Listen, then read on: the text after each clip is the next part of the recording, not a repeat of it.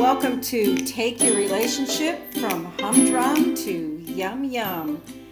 We're so glad to have you here today because we are going to find out about some great information on what makes marriage work, what causes divorce, and a great opportunity for you to take your relationship to the next level. Now I'd like to introduce ourselves to you. I'm Kim. And I'm Bob. And we are your Sailing Happily Ever After coaches. And you can trust us because we've trained with the Relationship Coaching Institute, RCI. And I trained as a master coach, and I've been with them for about 6 years. And I currently work with RCI, training their up-and-coming coaches as a mentor coach. We've also trained through the Gottman Institute. The Gottman Institute is where we learn to teach this program, the 7 Principles program. It is an educational, simple to learn, and we're going to show you how you can best benefit from this program later in this webinar. Great. But before we go on, we've introduced ourselves to you. Now we'd like to have you give us just a little bit of feedback. So in the chat portion here of the webinar, if you could just type something in, anything at all, just your name, where you're from, just hello. Thank you. It's so good to see all of you. Welcome. We'd also like to tell you a little bit about our organization, Sailing Happily Ever After. Sailing Happily Ever After is a nonprofit organization, and our mission is dedicated to the success of relationships and marriage by providing couples an enjoyable alternative to counseling in an environment that fosters intimacy and teamwork. I mess up on that word every time. So intimacy and teamwork. We really feel it's really important for couples to learn in an environment that's fun and relaxing and outside of that counseling atmosphere where they can just learn and have fun all at the same time. So the program that we're going to be talking about today is the Gottman 7 Principles program. And this is what we're going to talk to you about tonight and how to make your marriage go from ho-hum or humdrum to yum-yum. Okay, Bob, so why don't you tell us a little bit about Dr. Gottman? Well, back in the mid-70s, Dr. John Gottman began what would affectionately become known as the Love Lab. This was an apartment at the University of Washington in Seattle, and it was set up like a bed and breakfast where volunteer couples would spend about 24 hours going about their normal daily routine. Normal, that is, save the Holter monitors, the 3 video cameras bolted to the walls, and the cadre of researchers behind the 2-way mirrors. Now, this research has gone on for some 4 decades now, and they have studied more than 3,000 couples.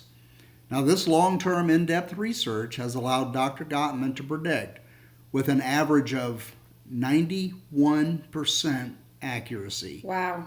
Which couples would succeed and which would fail. Moreover, Dr. Gottman and his team were able to make this determination within, you ready? Yep. 15 minutes. Wow. Simply by watching how the couples interacted during conflict. And this was conflict that Dr. Gottman essentially asked them to engage in. He wanted to see how they interacted with one another during a discussion of something that was a real issue at home, and how did they deal with it. And going through all of this, he was able to see just what worked, what didn't work, and separate the masters from the disasters. Right. He actually calls them the masters and the disasters through his program. Now, Bob, as an engineer, I know that this research has been really kind of interesting for you, and why so much in particular? Well, because it was research, it was observation-based, there was no theory or conjecture, it wasn't opinion, it wasn't guesswork, it was very rigorous study done and very carefully measured results, and that's what told Dr. Gottman and his team what worked and what didn't. Right. So it wasn't just opinion, like so many of the relationship experts books are about now. That's right. Just opinion. But his was really based on his research. And then he said he could predict divorce. So how does he say he can predict divorce? Well, like I said, he looked at the patterns that emerged, and he started with newlyweds and then followed them throughout the years, divided them into what he called the masters and disasters. He looked at their interactions and their dealing with conflict, their overall satisfaction, and then he came up with what were maybe the 6 primary predictors of divorce. So why are these important? Well, these are important because these are the things that bring about the humdrum in a relationship, right? These are the things that keep it from working. So we're going to look at those. And real briefly, we're going to look at some and then get into a few of them a little more in depth. And the first sign is harsh startup. Basically, what this means is when you approach your partner with a conflict, how are you approaching them? Is it considered a harsh startup or a gentle startup? The second sign is the 4 horsemen. And I'm really going to get into a little more detail on what that is in just a little bit. And the third sign is flooding. And flooding is when one partner has just overwhelmed the other partner, causing the other partner to shut down. The fourth sign is body language. And the fifth sign is failed repair attempts. Now, this one's really important, because this is what most distinguishes dissatisfied couples from happy couples. So John Gottman said that happy couples are really good at de-escalating conflicts and making repairs. And he calls this the secret weapon of a happy couple.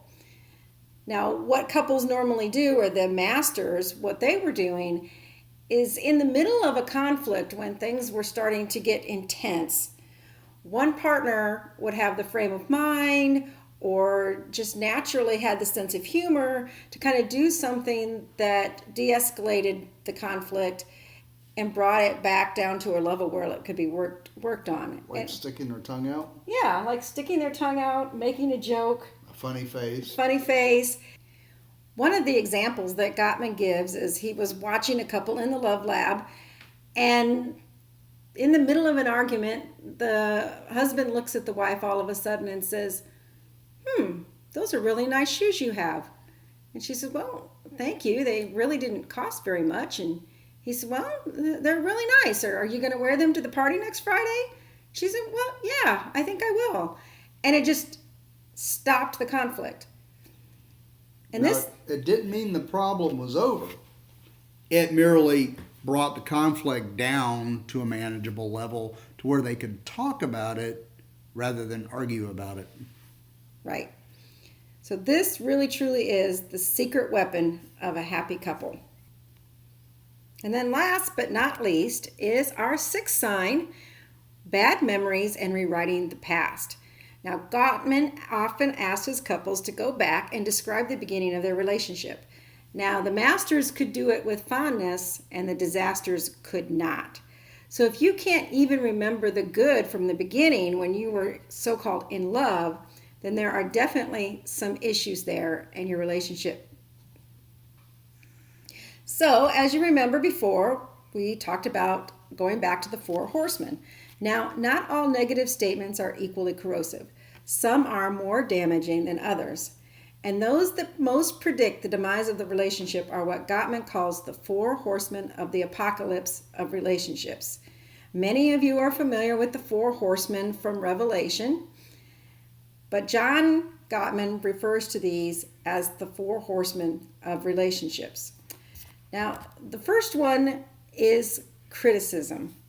Now, criticism is labeling someone and making it about their character rather than about the behavior that you would like them to change.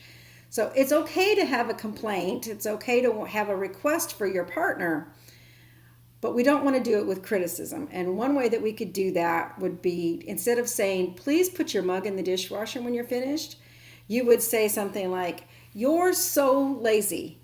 You always leave your mug out. So here you're saying that it's not the behavior that's the issue. You're making it about the character of the person. You're calling them lazy. And one of the things that you also want to be careful of is using terms like always and never. because very, very rarely is anything always or never. Right. So the antidote to criticism then is to use a gentle startup and make sure that it's not about the character of the person. So there's not any judgment or opinion in there, but you're just stating what it is that you would like to be done or to have change.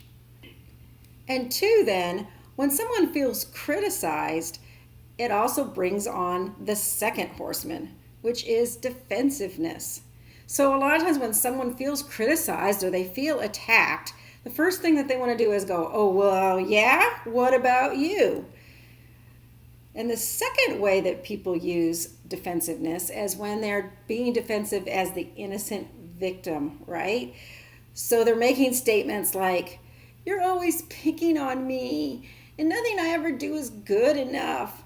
And some people are really good about putting them both together with, nothing I ever do is good enough. You don't do it either. And in reality, what the defensive person is doing is avoiding taking responsibility. So if we can just make sure we take responsibility in conflict, we're going to avoid defensiveness. Just think about when your partner tells you something that they want changed or they want to be different. Maybe they do have a point there. Maybe I should put my mug away more often. And then you're not becoming defensive and escalating the argument. Now, the next of the four horsemen is contempt. And contempt is when you put yourself in a higher place or in a position of superiority. You take on the attitude that I'm okay, you're not. Or as far as I can tell, I'm pretty much perfect. But you, on the other hand, are defective and we need to fix you. Now, Dr. Gottman calls this the sulfuric acid of relationships. And it includes any form of putting your partner down. Name calling, swearing, belittling, mocking, eye rolling. Oh boy, I've done that eye rolling a few times. Hey, I think we've all done all of it. And it all comes down to contempt. And it's not good. Now, of course, contempt doesn't develop in a relationship overnight. But as soon as that horseman shows up, we need to get rid of it. Now, the fourth horseman is stonewalling. And stonewalling is what happens when one partner tunes the other one out. And you remember a little bit ago, Kim talked about flooding. Flooding is when the partner that has the complaint overwhelms the other one, and that person just shuts down completely. They tune out the partner with the complaint. Now, 85% of men, or 85% of the stonewallers, rather, are men. And he's trying to avoid a fight. But what he's actually doing is avoiding the relationship. And what happens is there's a pretty significant rise in the heartbeat. And what he's really trying to do is diffuse the situation and calm down. But he looks disagreeable. He disengages. He may look down or look away. Play with his phone or some other device. He might even watch the TV, but he'll be completely disengaged from what's going on. His partner then will escalate and get even more angry, and when she sees that the 10-pound cannonball is not working, she'll break out the 20-pounder. Right, because she's just so frustrated. But this is also just as equally destructive to a relationship.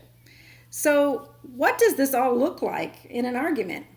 Would y'all like to see Bob and I demonstrate an argument for you that shows all of the four horsemen in action at once? Sure, why not? Yeah, let's do it. Okay, so here we go. Bob, I just really need you to help me when you get home in the evening. And the way I see it, you're just too selfish to even care about what I want. Well, I care. I just, when I get home from work, I just need to unwind a little bit. Just give me 15 minutes and I'll be okay. You think 15 minutes is going to be the cure-all to everything?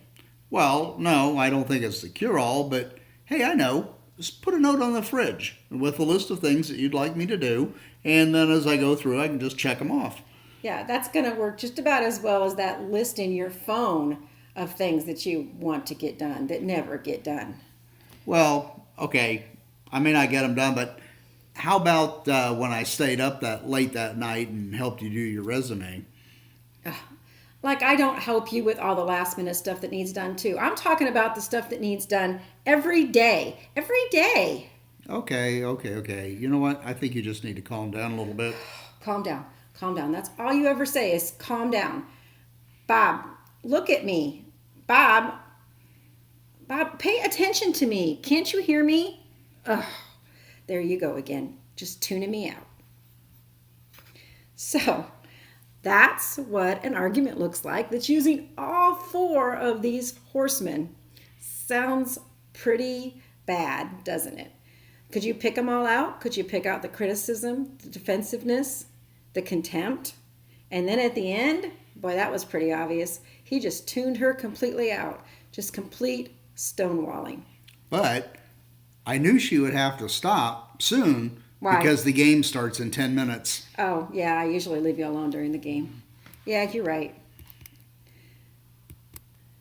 So, what do we do if we have these kind of arguments, or occasionally some of these things are creeping into our relationship and really making them not even maybe just humdrum, but on the way out the door? Well, it's really important to remember that just because the divorce predictors are present, it doesn't necessarily mean that the relationship is doomed, because happy marriages are not perfect unions. So it's not about having conflict, but happy couples, whether they know it or not, follow the 7 principles. That's right. Just remember, change is possible. Right. So let's look at these 7 principles that are going to take our relationship to yum yum. So John Gottman, in putting together the 7 principles, put together this illustration of the sound relationship house. Now, as you can see, both sides are held up with trust and commitment, because these are what hold everything else in place. And then the first 3 levels of this house are all based around friendship and building friendship. Why is that so important? Because friendship is really the glue that holds the relationship together. It's really what makes it yum yum. So the first level there is called build love maps. Now what this means is really learning about your partner, their dislikes, their likes, their friends that they have, the things that they'd like to do in the future. And one of the best ways to do this is to sit down with your partner on a regular basis and ask them open-ended questions. And John Gottman has put together these really cool card decks that have all these questions on them that you can just flip through and ask your partner. And these are one of the things that we use when we work with couples, just to help them to build their love map. And the second level there is called share fondness and admiration. Now, what this is really about is finding things to appreciate about your partner, learning to cherish your partner, catch your partner doing something right. And one of the exercises that we do is looking at the 10 things that we appreciate most about our partner and then sharing that with them. And that's even a really fun exercise that you can do at home.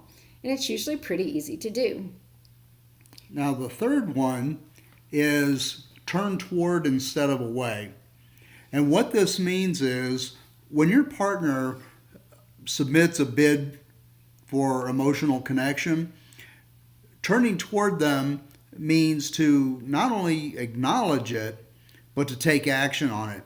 For example, if you're in the grocery store and your partner says to you, do we have any butter at home? You could say, I don't know, and just go about whatever you're doing. That's turning away. On the other hand, turning toward your partner and building up that emotional bank account would be, I don't know, I'll go get some. then we know we'll have it.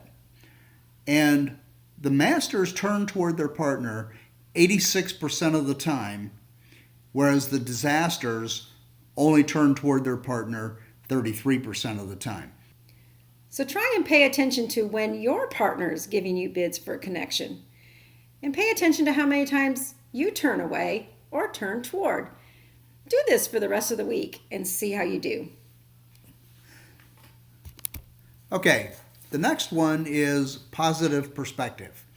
And what this means is finding your partner doing something right, disregarding the negatives, and really focusing and emphasizing on the positives. Now, does this mean going through life with rose-colored glasses? No, absolutely not. And it doesn't mean that there won't be negatives, and there'll be things that you need to discuss. But as long as you're focused on the positive, more positive things will show up, and you'll have much more harmony in your marriage. Right. And I really liked the study that Gottman talks about. It wasn't one that he did, but another one that he knew of, where they took couples and they taught them and told them how to look for the positive things. Mm-hmm. And then they had another observer keeping track of the positive things. And what they found was that couples that were more negative missed 50% of the positive things that their partner did. But the people that were positive caught everything that the observer caught. So really, in reality, the positive things are there, just the negative people don't necessarily see them. Right, and that's because they're so focused on the negative that they don't see the positive. Right. The next level here is managing conflict.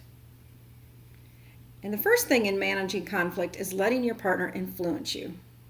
Now, this is really important, particularly for us men, because we're sort of genetically predispositioned to take the lead, and oftentimes we don't allow our partners to influence us. And this is really important for the health of the relationship, to allow our partners to have input into what's going on, have a say, and influence us. That's really important when you're working together as a team. Absolutely. It is crucial to the success. Then what's also really important about managing conflict is what John Gottman calls in his principle number 5, solving your solvable problems. Now he distinguishes there's a difference between solvable problems and unsolvable problems. So don't fret, everyone has unsolvable problems. These usually come from personality differences. If one person's an introvert and the other person's an extrovert, they're going to argue over some of the things that attracted them to their partner in the beginning, such as, why are you so quiet? Why won't you talk to me? Why do you have so many friends over? These are the kind of things that will continue and perpetually argue about throughout the relationship. In fact, John found that couples that he brought back 6 years later were arguing about the same things they were arguing about 6 years before. But there are solvable problems, and solvable problems usually come from things that are just circumstantial, such as, your husband's been really stressed lately, and so he's been forgetting to take out the trash. So you solve that by deciding to, put a reminder up for him so he remembers to take out the trash. Maybe a note on the refrigerator. Maybe. Or take it out yourself. Or take it out yourself. So you solve that problem in the moment. So one of the big things about managing conflict is to really notice what are the solvable problems, what are the unsolvable problems, solve the solvable problems, learn to cope and deal with the unsolvable problems, and see them for what they are. Yet some couples still become gridlocked, which is principle number 6, overcoming gridlock. And a lot of times they feel like in order to have peace in the relationship, they really have to give up something of value, something that really means something to them. And there's usually a hidden agenda in this conflict, which takes us to the next level, which is making life dreams come true. Make life dreams come true. And this goes along with Gottman's Dreams with Conflict exercise, where he realizes that a lot of times when there's gridlock, there's a dream within the conflict. There's a dream that the partner has, or a dream that both partners have, that are at opposites, or that they're not agreeing with each other. And if you can get to the dream that your partner has and you can see it for what it means to them and the value that it has, many times this will help undo the gridlock just by looking at what's valuable and meaningful to your partner. And then the very top level, which is probably one of my favorites, is called Create Shared Meaning. Now this would include a lot of rituals or shared goals, and maybe even, I don't know, dreaming about going sailing on a sailboat together. That could be definitely one. Something that you're working toward together, something that means something to both of you. And it can be the little things in life, like little rituals, such as when we were on the boat, Bob and I always made sure that we shared a kiss at sunset.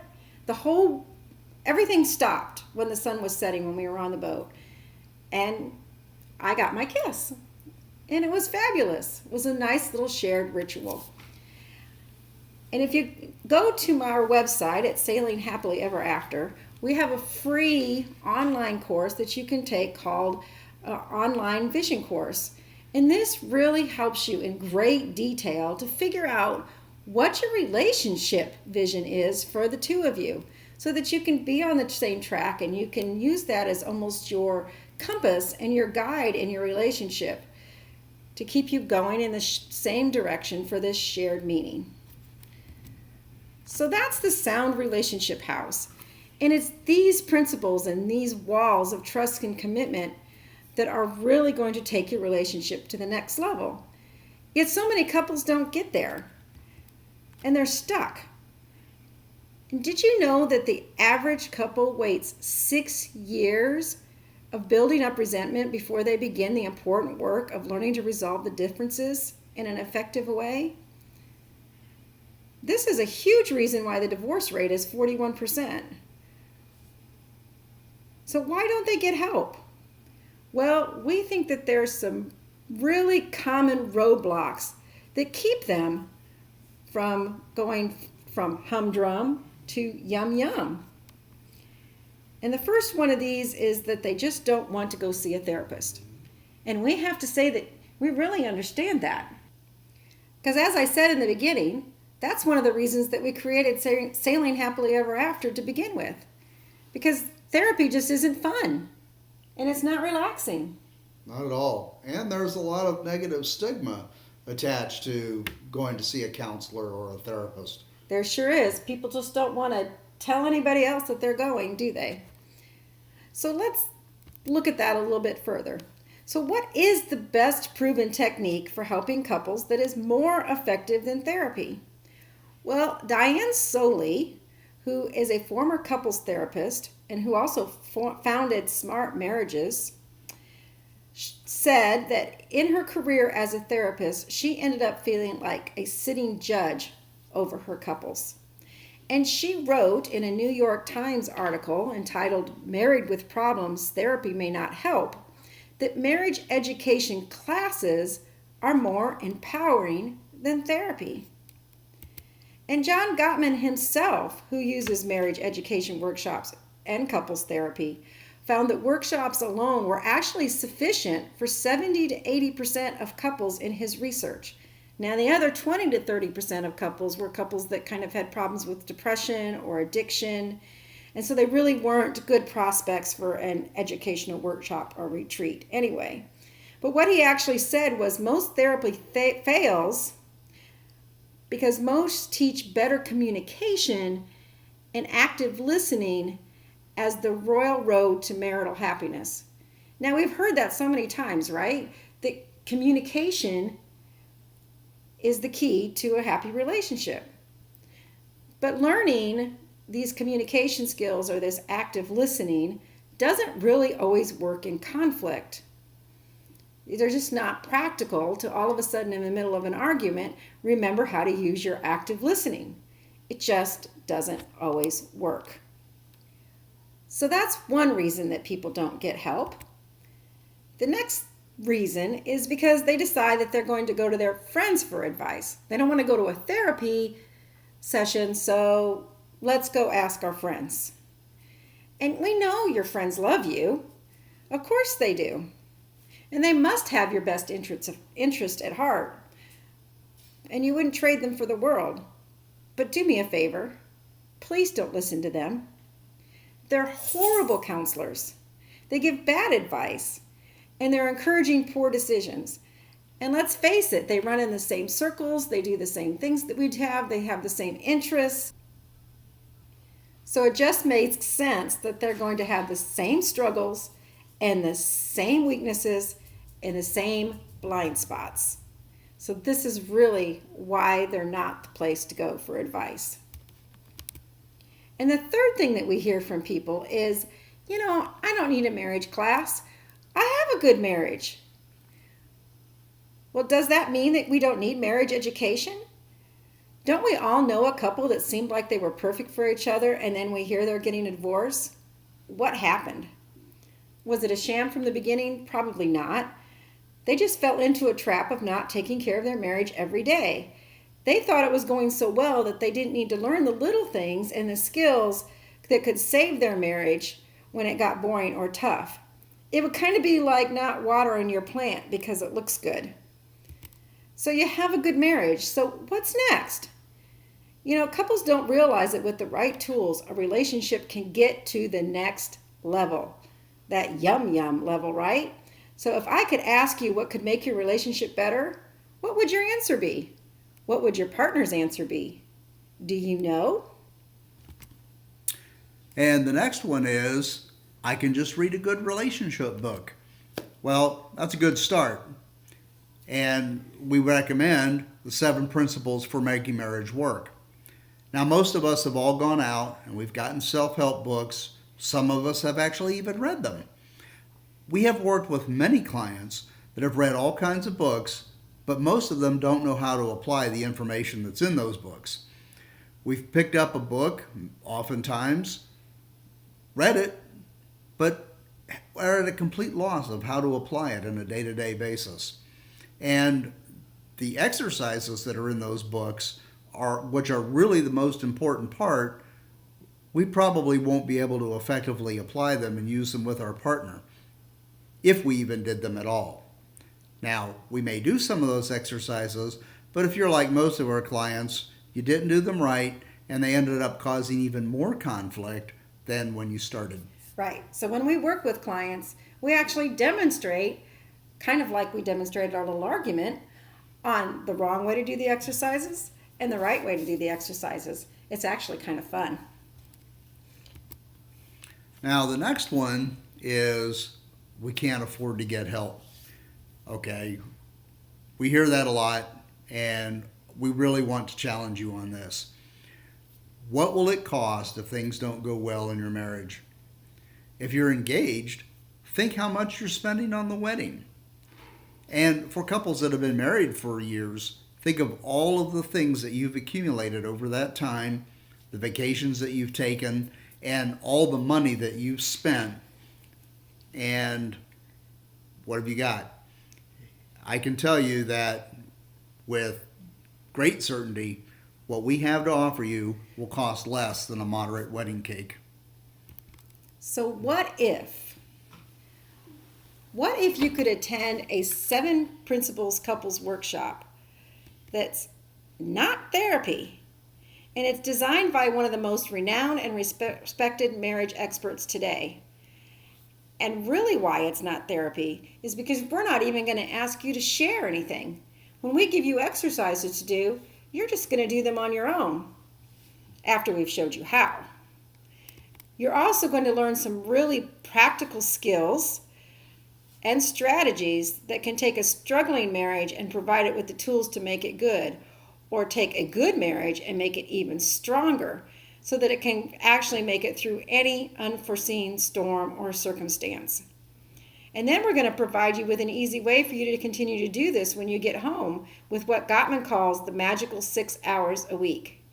And you could forever improve your relationship. And guess what? You get to learn from some trained professionals. not just by asking your friends, right? So there we are again. And we are your trained and trusted Gottman 7 Principles educators. And we're going to show you the right way and the wrong way to do this. We're also going to provide you with ongoing support. So we don't believe in just teaching you something and then just sending you off on your way. We have several ways that we can continue to support you. So the great couples workshop that we have coming up, of course, is the Gottman 7 Principles program. And we're going to be doing this in Tampa, Florida on July 16th and 17th. So mark your calendars. And you're going to get materials included in that program, which is going to include a 7 Principles book and 2 companion workbooks so that you and your partner each have your own copy. And all this for only $3.99 a couple. I told you it was less than a wedding cake. But wait, there's more. There's more? Yes.